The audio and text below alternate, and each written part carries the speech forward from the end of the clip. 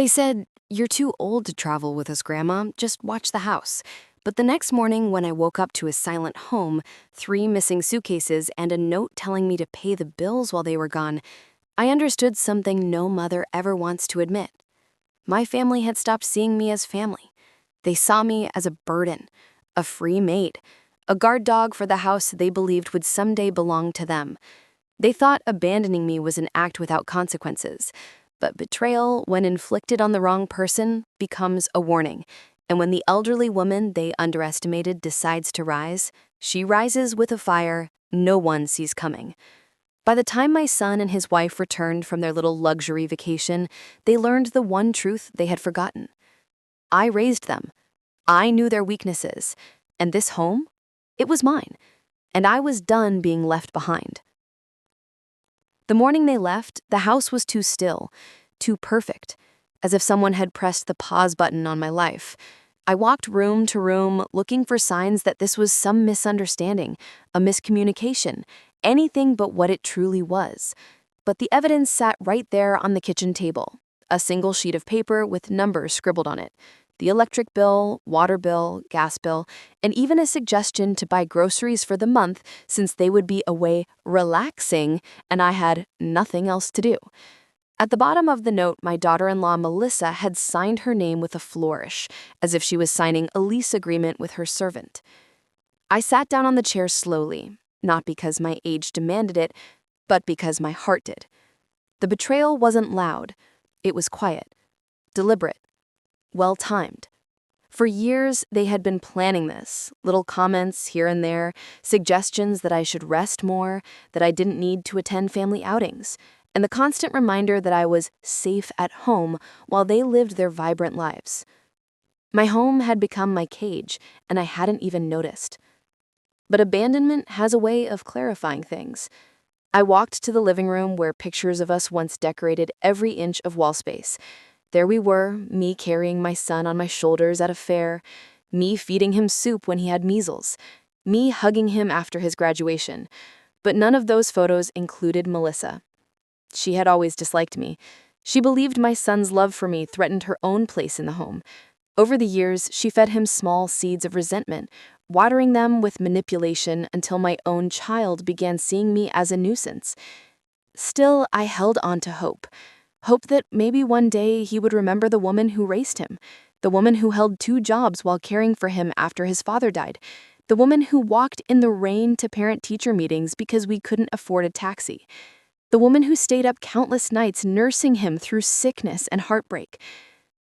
But hope can break when pressed long enough. The day they left, I decided I would not be the mother who cries quietly. I would not be the grandmother who shrinks into silence. I would not be the woman who lets ingratitude define the final chapters of my life. I made tea. Strong tea. The kind I used to drink when I needed clarity. Then I opened the drawer under the counter, the place they believed I never looked. Inside it lay the documents they thought were hidden. The will amendment, the property transfer proposal, the signature they had attempted to forge. Mine. They believed I didn't know. They believed my eyesight and memory were failing. They were wrong.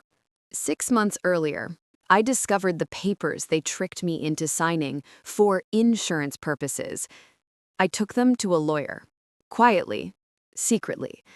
My lawyer had smiled after reading them and said, "Ma'am, they're trying to take the house, but they made mistakes, a lot of mistakes."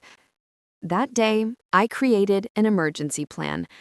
I didn't expect to use it so soon. As I sat reading their latest insult, that note on the kitchen table, I felt something inside me harden. Betrayal doesn't deserve tears. It deserves consequences. By noon, I packed my small suitcase. It held only the essentials: 2 dresses, my documents, my medicines, and a photograph of my late husband. Then I locked the house, called a taxi, and headed straight to the lawyer. I told him, "It's time." He nodded, understanding. "Are you sure?" "Yes," I said.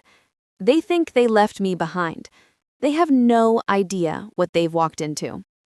Within hours, the paperwork was processed. The house was no longer in my son's name. Not even partially. My lawyer arranged everything at rapid speed. By evening, I returned to the house, but not alone. 2 workers accompanied me, strong men with gloves and no questions asked. I led them into my son's bedroom and Melissa's wardrobe, the shrine of their material greed.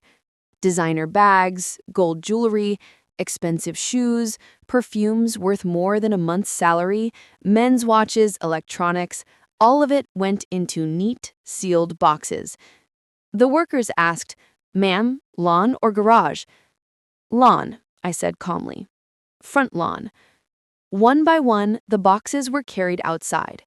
Clothes, shoes, makeup, laptop, his drone, her purses. Even their matching vacation towels. Everything they treasured, everything they flaunted, everything they thought gave them superiority over me. The sky had darkened by the time the final box was placed near the gate. I stood there with my shawl wrapped around me, breathing in the cool air, feeling freer than I had in years. Before leaving, I changed the locks. Every one of them. Front door, back door, garage, side entry, even the safe. Then I stood in the middle of the living room and whispered, "This home is mine again." When they returned 3 days later, sunburned from their beach vacation and laughing loudly as they walked up the driveway, their laughter died the moment they saw the mountain of boxes. Melissa shrieked, "What? What is this?" My son's eyes went wide. "Mom, why are our things outside? Why is the house locked?" I stepped out from behind the curtain and opened the door slowly, letting them see the unshakable woman they thought had been defeated. "You told me I'm too old to travel," I said, my voice steady. "So I stayed home, and I watched the house, every inch of it." My son stammered, "Mom, this looks crazy." "What's crazy," I interrupted, "is thinking you can abandon the woman who raised you and still come home to comfort." Melissa pointed a trembling finger.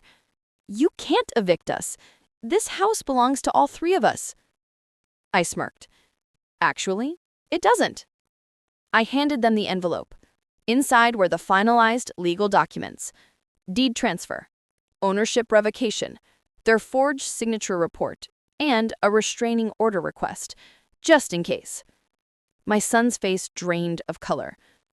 "Mom, no, you wouldn't do this." "And yet, you did far worse." Melissa's voice cracked. "Where are we supposed to go?"